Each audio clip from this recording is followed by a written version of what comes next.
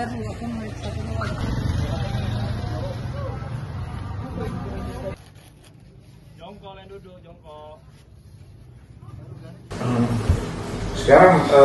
bagaimana kondisi terkini peredaran narkoba di kawasan Gunung Bugis? Pada saat hari ini masih cukup banyak yang beredar di kawasan Gunung Bugis, Balikpapan Barat. Seberapa serius sih wilayah itu dikategorikan sebagai zona rawan? Sangat serius, dikarenakan untuk wilayah Balikpapan sendiri terbanyak kasus yang kita kumpulkan dari tahun 2024 dan 2025, kebanyakan 90% berasal dari Gunung Bugis, Balikpapan Barat. Kalau secara komparasinya 2024 berapa banyak kasus? Sumber dari segala total dan akhirnya di Barat berapa banyak kasus? Kalau dari tahun 2024 sendiri, menurut data yang kita kumpulkan, Balikpapan Barat tahun 2024 total kasus sejumlah 121 kasus. Dengan jumlah kasus keseluruhan yaitu 315. Oh, hampir berapa persen ya, di Barat itu berarti? Barat. Jadi untuk Barat sendiri yang paling banyak itu adalah di Kelurahan Baru Ulur dan Baru Ilir. Ya, karena memang daerah kawasan Gunung Bugis itu tadi ya. Iya.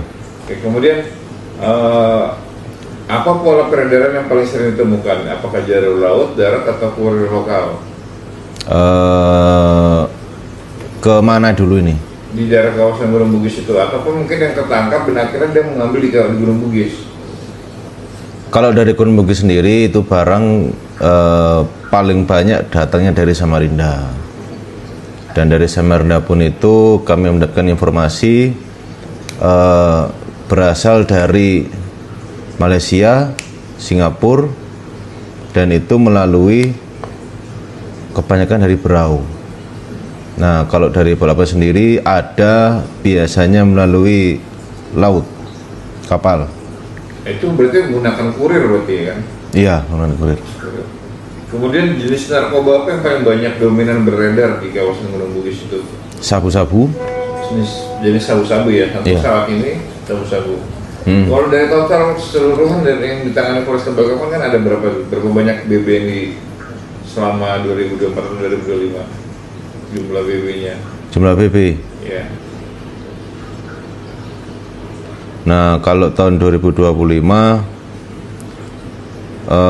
sampai bulan Oktober ya, sampai bulan Oktober itu tercatat untuk BB sabu sejumlah 1 kilo 917 gram, dan kalau ganja itu 24 gram,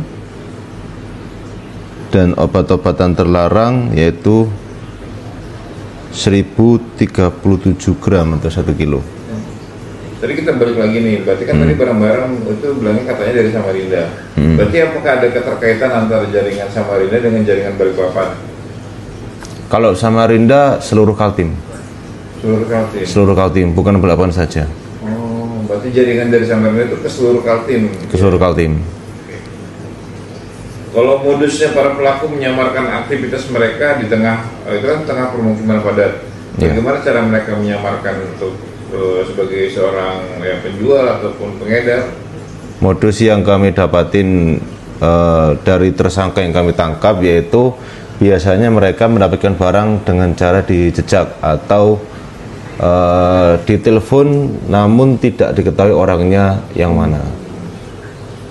Jadi menjejak cuma ngasih tahu kayak mengirimkan gambar gitu ya. Jadi mengirimkan foto ataupun mengirimkan lokasi dan titik tertentu, contohnya seperti barangnya sudah kami taruh di tiang listrik sebelah sini, dibungkus kresek atau ditaruh di pot depan rumah ini, nah seperti itu. Itu berarti modus seperti itu paling sering banyak dilakukan oleh para pengedar di Gunung Bugis ya? Iya, karena setelah tersangka kita tangkap, mereka pun juga tidak mengetahui siapa pemiliknya itu. Iya, sedangkan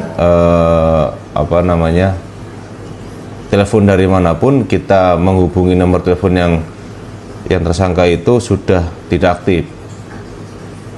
Kalau terkait dengan razia atau operasi di sekitar kawasan Gunung Bugis itu seberapa sering sih sebenarnya dilakukan oleh Polresta Balikpapan? Kami berusaha sesering mungkin, tapi kami tidak bisa memberitahu untuk waktunya, kapannya. Jadi kebanyakan mendadak sesuai dengan informasi yang kami terima. Tapi seberapa efektivitasnya dengan adanya razia-razia yang dilakukan oleh Polresta Balikpapan? Terhadap ini pengguna. Menurut saya sangat efektif ya, dikarenakan alhamdulillah kemarin bulan Agustus kita laksanakan kegiatan razia, mendapatkan banyak komentar yang baik dari masyarakat. Dan di bulan Agustus itu ternyata juga ada seorang pelajar dan seorang mahasiswa yang ikut terjaring dan positif gitu ya. Iya. Berarti kita bisa dibilang generasi penerus kita ini lagi di ancam apa ya, buat narkoba ini mengancam generasi penerus berarti ini, bisa dibilang seperti itu?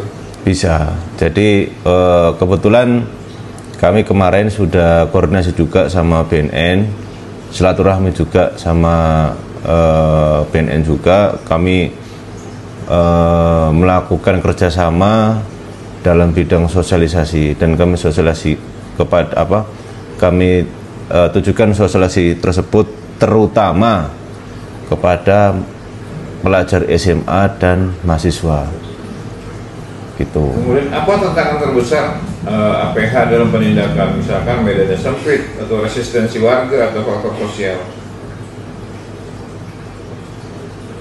Yang di mana ini? Di Gunung Bugis.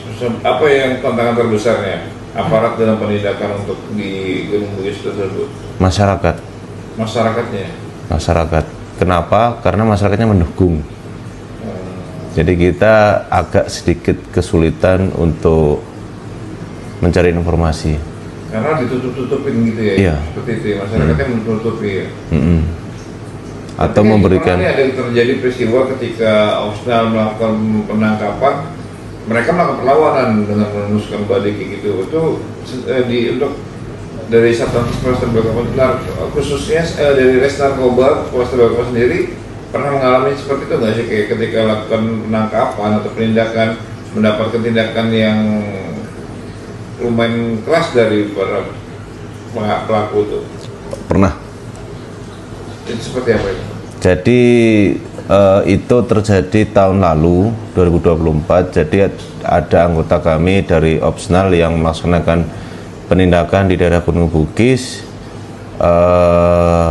Kebetulan yang bersangkutan atau tersangkanya tersebut membawa benda tajam atau badik. Nah, di saat itu di saat melaksanakan penangkapan, si tersangka tersebut mungkin refleks, kaget dan tidak terima, alasan menyerang anggota kami. Dan itu bersyukurnya anggota kami tidak terluka parah, hanya tergores sedikit. Nah, terus segera kita amankan dan kita bawakan ke Polres. Dan setelah itu apakah ada evaluasi ketika akan melakukan penindakan represif? Ada evaluasi setelah kegiatan tersebut? Pastinya ada. Mungkin kita kedepannya harus lebih hati-hati kembali, dan kita juga pastinya membawa pelindung diri seperti kayak body vest ataupun senjata api yang kegunaannya pun itu sendiri untuk melindungi anggota dan melumpuhkan dari tersangka tersebut. Nah, menarik ya, SNP tadi pernah nggak digunakan pada saat penangkapan atau penindakan di kawasan Gunung Bugis? Kalau sampai saat ini masih digunakan. Korban ada dikenai atau mungkin pernah ditembak atau mungkin semacam peringatan aja? Semacam peringatan saja. Iya. Tapi belum pernah pelaku itu ditembak, berarti cuma hanya peringatan untuk sampai saat ini. Sampai saat ini masih belum pernah. Tapi tidak menutup kemungkinan kalau ada anggota kami yang merasa terancam, kemungkinan bisa dilaksanakan. Nah kan selain tindakan represif nih, apakah ada program pembinaan lainnya? Mungkin pendekatan sosial, jadi bukan hanya pendekatan hukum. Ada seperti sosialisasi yang tadi saya katakan, kita bekerja sama dengan BNN untuk sosialisasi terutama di kalangan mahasiswa dan SMA. Nah, kenapa kok kita di kalangan tersebut? Karena kalangan tersebut menurut kami berdua adalah kalangan yang sudah siap menginjak untuk bekerja. Nah, dari situ biasanya kalangan-kalangan untuk usia saat itu sudah mungkin terpengaruh oleh temannya atau pengaruh budaya yang kurang baik sehingga menggunakan barang-barang tersebut. Pernah selain sosialisasi ke masyarakat, pernah nggak sih sosialisasi ke sekolahan? Berhubung di lokasi tersebut kan ada beberapa sekolahan nih, pernah nggak sih langsung memasukkan sosialisasi ke sekolah-sekolahan atau melaksanakan tes urin di sekolah-sekolah tersebut? Sejauh ini kalau tes urin masih belum ada oleh sekolahan. Kami tes urin kebanyakan di perusahaan ataupun tempat pekerja para karyawan ataupun buruh. Ataupun tempat para ngumpul masyarakat yang ada di kawasan Bugis biasanya. Ya, bisa.